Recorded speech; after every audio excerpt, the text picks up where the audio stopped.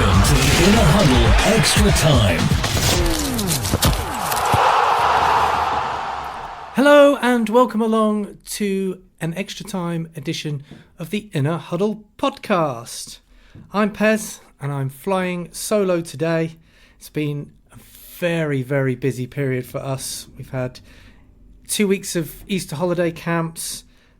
Just been very busy with Wessex, with the first team futsal in the Adults League and with children in the national championships. Very, very busy period. Hence not being able to put out too many episodes. So I'm going to record a quick extra time edition. We are on chapter number 6 of the book, so I'm going to continue with these extra time episodes coming straight from the book. And the book is by me, Perry Cocking, and it's called Did You Win, Did You Score? How to Help Your Child Succeed at Football and Life. Available on Amazon, link in the show notes. I've also been busy building my own website. Well, it's a blog site, to be honest, so I'm going to be putting some blogs together and doing some regular blogs, possibly a newsletter, a regular one of those, and the podcast can be accessed through there as well. But to save myself a few quid, I've been trying to build it myself with an online tutorial, so it has been challenging to say the least, but I'm getting there, so I will keep you all well informed of that in due course. Right, so chapter number 6 of the book is Children are capable of much more than you think. Let them play for as long as their enjoyment allows. Not a particularly catchy title, but it does exactly what it says on the tin. You get the idea. And as with all the chapters, there is an opening quote, and it's one from me. And again, not one of my classics, but it is. Never underestimate what your child is capable of. Belter there from myself. Right, I will dive straight into the text. Children have a huge capacity for learning and natural energy. In years gone by, children would play in the parks and streets all day with only school interrupting them. Nowadays, children play a fraction of what they used to. At lots of schools, children are often not allowed on the grass areas or allowed a ball to play with during breaks. Parents often ask me if their child is doing too much.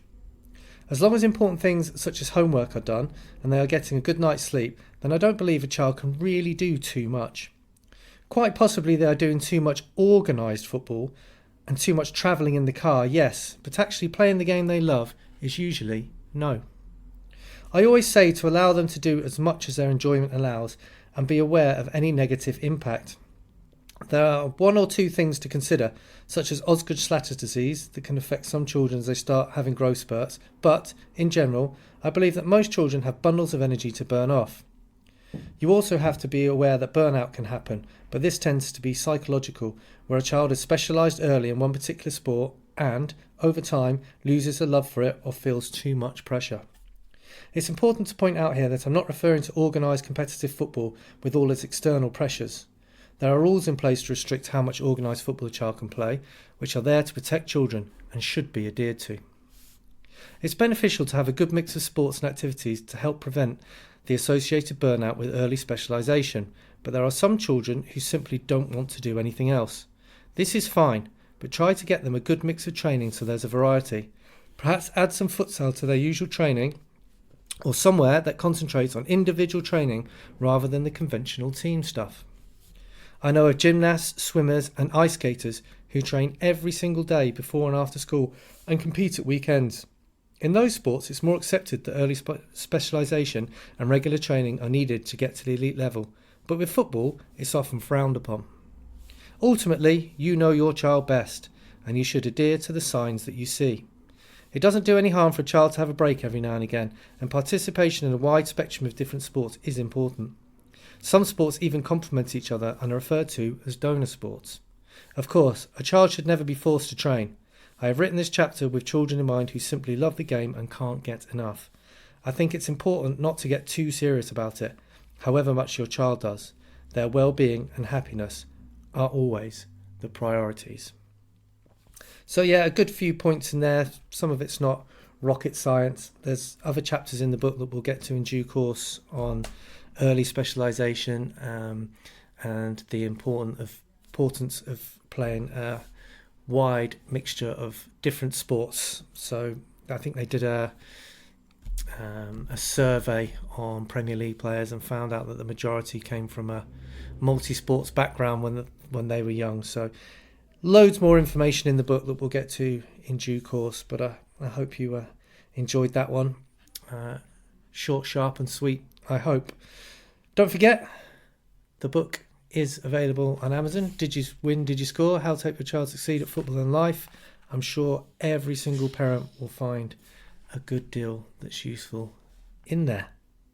Please get in touch. So if you've got any comments or questions, especially for the next podcast that Jeff and I will do together, that would be great.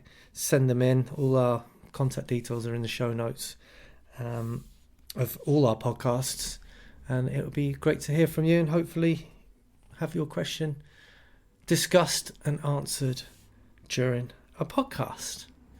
So I've been Pez. Thanks for listening or watching, and never forget, football isn't that important, but children are. And we'll see you next time.